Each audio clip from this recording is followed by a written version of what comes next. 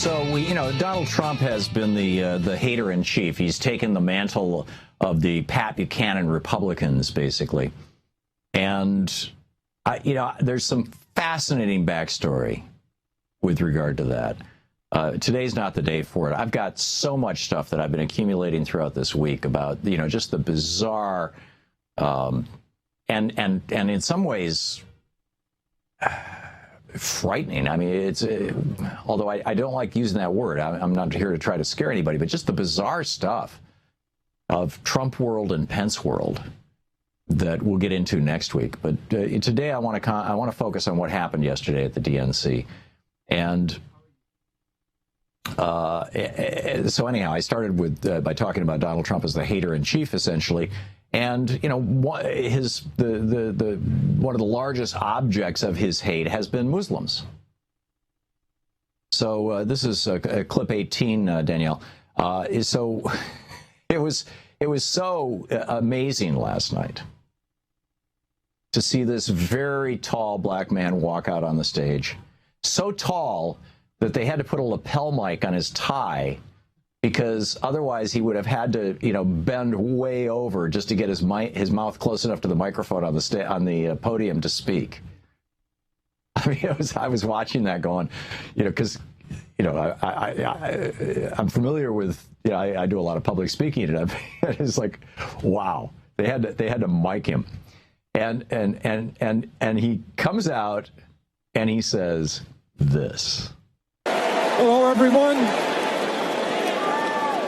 I'm Michael Jordan, and I'm here with Hillary. I said that because I know that Donald Trump couldn't tell the difference. Of course, was Kareem Abdul-Jabbar, an American Muslim.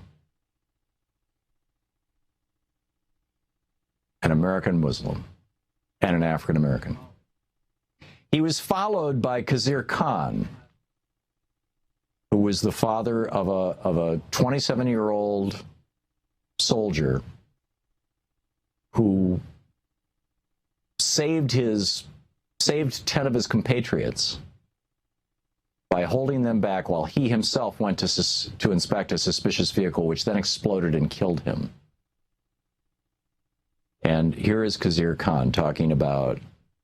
Well, I've got a couple clips for this. This is clip number 12, Daniel. Let's start with that. Khizr Khan speaking as a Muslim, and standing next to him is his wife with her head covered, right, with a scarf over the top of her head. I don't know if it was an actual hijab or, I'm not familiar enough with the language of Islam to know what to call what she was wearing. But, this is a Muslim family. Here he was. Tonight we are honored to stand here as parents of Captain Humayun Khan and as patriotic American Muslims.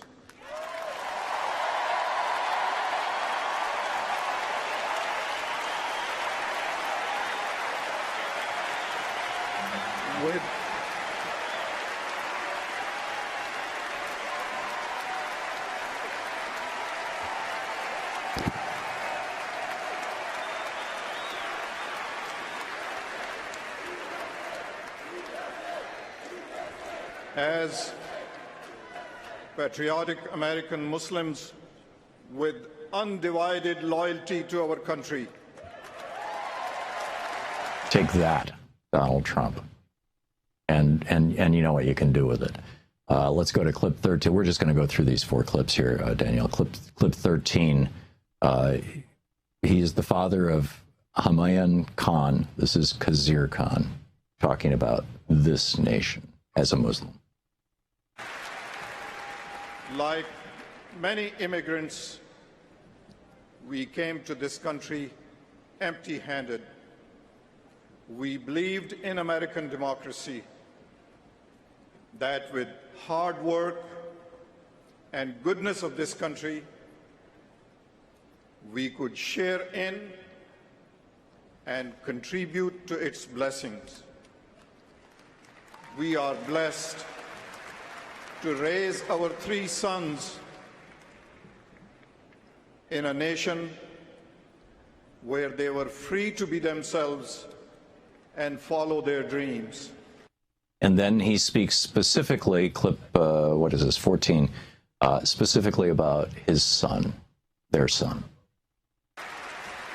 Our son, Humayun, had dreams too of being a military lawyer, but he put those dreams aside the day he sacrificed his life to save the lives of his fellow soldiers.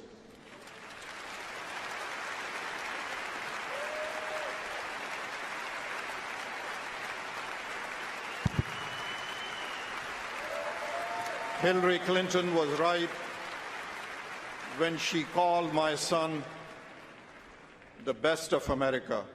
There you go. And then finally, he speaks directly to the hater-in-chief, Donald Trump. If it was up to Donald Trump, he never would have been in America. Donald Trump consistently smears the character of Muslims. He disrespects other minorities, women, judges, even his own party leadership. He vows to build walls and ban us from this country.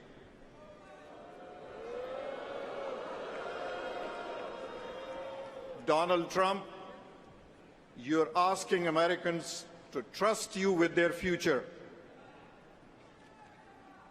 Let me ask you, have you even read the United States Constitution?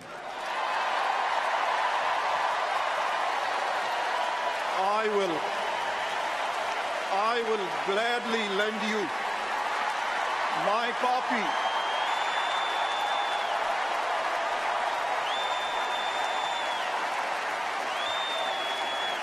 In this document, look for the words liberty and equal protection of law.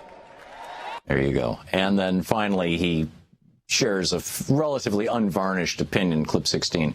Actually, not finally. There's two more. Of Donald Trump himself. This is clip 16. Have you ever been to Arlington Cemetery? Go look at the graves of brave patriots who died defending United States of America. You will see all faiths, genders, and ethnicities. You have sacrificed nothing and no one. We cannot solve our problems by building walls, sowing division. We are stronger together. And we will keep getting stronger when Hillary Clinton becomes our president. One of the most amazing things, as Khizr Khan was talking in this next clip about how immigrants must take the election seriously, as he was talking about this,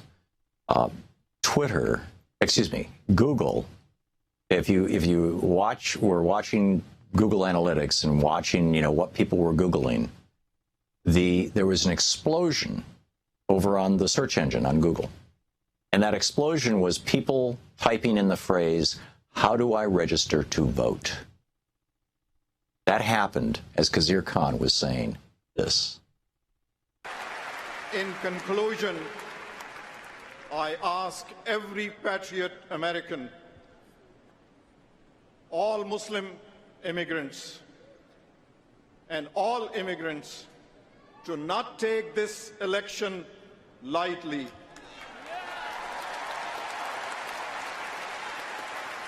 This is a historic election, and I request to honor the sacrifice of my son.